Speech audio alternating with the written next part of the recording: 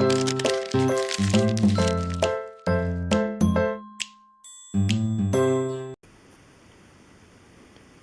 this is Matt with Bored at Work, and you're looking at the Lenovo Miix 10 tablet. And it's a very light, slim Windows 8 tablet featuring a 10.1 screen, capable of 1366 by 768 resolution, which, these days is pretty typical for a tablet.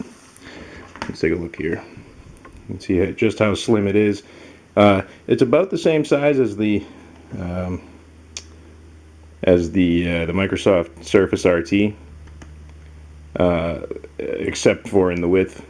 Very slim. Being so slim, it doesn't offer any full-size ports, full-size USB or anything like that. You're really stuck with the micro or the minis. So let's take a look around this tablet here. Down here, this is the one micro USB port right in the middle there, and these are the connectors for the keyboard. You're kind of screwed if you want both a keyboard and a mouse. You've only got that one port, unless of course you have a Bluetooth mouse. Over the side here, this is your HDMI, mini HDMI port.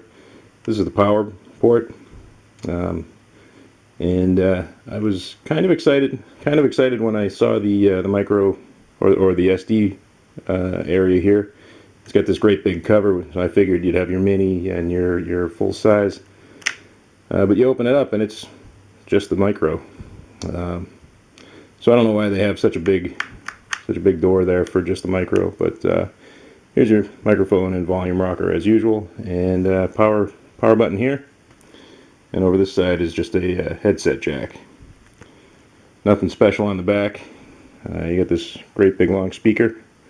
Maybe a little close here. That's a great big long speaker across the top. That's about it in the back. First thing you may notice, there is no rear-facing camera. There's also no stand like there is in the Microsoft Surface, which, maybe isn't a big deal for you. I might just be spoiled because I have the Surface, but there is a keyboard that comes separately that has a stand built in. It's also a case. It's nice. Costs you an extra $100 though. So the structure itself, like I said, being so thin, predominantly plastic, it lacks that solid feel of an iPad or a Surface or anything like that. It doesn't feel flimsy or anything. I mean, it doesn't flex, but it feels like it wouldn't take too much to break it or cause a problem. Forward-facing camera right up here.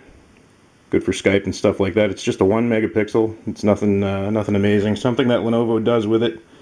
It does have software for things like facial recognition if you want to, if you want to use that to unlock Windows or something like that. That functionality is there. And it also does support air gestures, which I played with a little bit. Flipping pages just by doing this in front of it. That was kind of neat. But I mean, it's not like you're going to sit this thing across the room. It's got a touch screen. I don't really see why the air gestures would be anything more than just a gimmick. So it seemed like a little bit of a waste, but kind of fun to play with. Your kids will love it. If you have like a micro HDMI cable, you can hook it up to the TV and goof around like that, something like that. Inside the device, it's a 1.8 gigahertz Intel Atom processor. 2 gigs of integrated RAM. Again, fairly standard for one of these tablets these days. By and large, the performance is, it's what you'd expect from a consumer-based product. And I say consumer, you're not going to be rendering huge buildings. You're not going to be drawing in CAD. You're not going to be, doing Photoshop or writing your manifesto even. And I mean, even with the keyboard that you can purchase, it's good for poking around. You're not going to want to do any long-term work on it, spreadsheets or documents or anything like that. So creating content, creating media, this really isn't the device. Consuming media, this is probably it. I don't, not to harp on it, but I do really miss the stand, because even when I'm just holding it with the Surface, I do like to just put the stand, slide my hand under it, and just give me something to hold on to other than just the edges of the tablet. I always feel like I'm kind of like a waiter trying to balance a platter or something like that.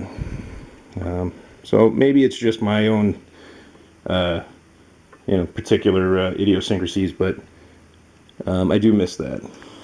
But where this where this tablet does shine is the battery. I left this thing on like this, sitting there. It stayed on for about 7 hours, maybe a little more, maybe 7 hours, 10 minutes or so. So what that means for the general user is you're probably going to get maybe a day, maybe 2 days of just basic, goofing around use out of it.